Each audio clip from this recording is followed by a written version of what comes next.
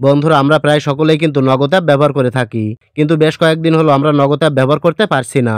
নগদ অ্যাপে log in করতে গেলে আমাদের এইরকম একটি লেখা চলে আসছে, কোনোভাবেই আমরা নগদ অ্যাপে লগ ইন করতে পারছি না। তো যারা নগদ অ্যাপের ডাটা ক্লিয়ার করে দিয়েছেন বা আনইনস্টল করে আবারও ইনস্টল করে লগ ইন করতে যাচ্ছেন, তাদেরই কিন্তু এই সমস্যাটা বেশি দেখা দিচ্ছে।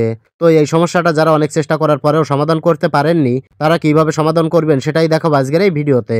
নগদের কাছে আমাদের একটি রিপোর্ট সাবমিট করতে হবে, আর রিপোর্ট সাবমিট করলে তারা কিন্তু আমাদের সমস্যার সমাধানটা খুব দ্রুতই করে দেবে।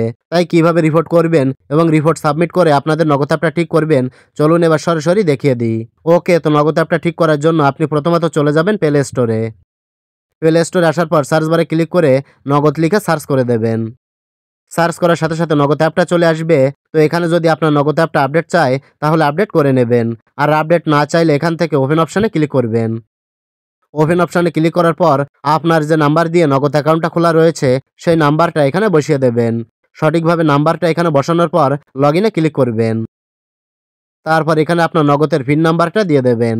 পিন নাম্বারটা দেওয়ার পর লগ ইনে ক্লিক করবেন। লগ ইনে ক্লিক করলে যদি আবারও এরকম লেখা চলে আসে, তাহলে আপনি যেটা করবেন এটার একটা স্ক্রিনশট নিয়ে নেবেন। স্ক্রিনশট নেওয়ার পর এখান থেকে ব্যাক করবেন। ব্যাক করার পর নিচের দিকে লক্ষ্য করলে দেখতে পাবেন সাহায্য বা হেল্প নামে একটি অপশান দেওয়া রয়েছে, আপনি এখানে ক্লিক করবেন। ক্লিক করলে এমন একটি ইন্টারফেস চলে আসবে। তো এবার আপনি যেটা করবেন এখানে দেখতে পাবেন নগদের একটা মেইল দেওয়া রয়েছে info@nogod.com.bd। আপনি এই মেইলের উপর ক্লিক করবেন। মেইলে ক্লিক করলে এমন একটি ইন্টারফেসে নিয়ে আসবে।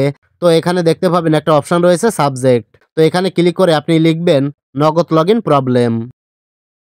তারপর নিচে এখানে লিখবেন হ্যালো নগদ। তারপর লিখবেন মাই নগদ নাম্বার। এখানে আপনার নগদ নাম্বারটা দিয়ে দেবেন।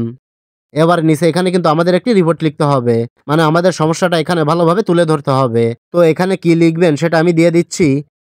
তো এই লেখাটা আমার এই ভিডিওর ডিসক্রিপশন বক্সে দেওয়া রয়েছে, চাইলে আপনারা সেখান থেকে কপি করে এনে এখানে বসিয়ে দিতে পারেন। তো এই লেখাটা এখানে লেখার পর যেটা করবেন, উপরে লক্ষ্য করলে দেখতে পাবেন একটা পেঁচানো ধরনের আইকন রয়েছে, এই যে এই আইকনে আপনারা ক্লিক করবেন।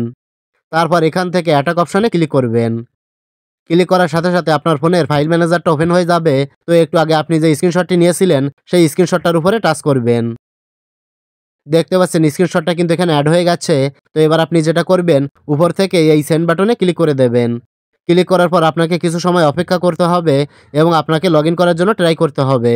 তো এই কাজটা করলে আশা করা যাচ্ছে 24 থেকে 48 ঘন্টার মধ্যে আপনার এই সমস্যার সমাধান হয়ে যাবে। তো এরপরেও যদি আপনার সমস্যার সমাধান না হয়, তাহলে দেখতে পাচ্ছেন এখানে দুটো নাম্বার দেওয়া রয়েছে। এই দুটো নাম্বারে কল দিয়ে আপনি জেনে নেবেন যে আপনার সমস্যাটা কেন হচ্ছে এবং কখন ঠিক হবে। আশা করি বিষয়টা ভালোভাবে বুঝতে পেরেছেন। তো এটাই ছিল দেখানোর। ভিডিওটি ভালো লাগলে লাইক, কমেন্ট ও শেয়ার করবেন।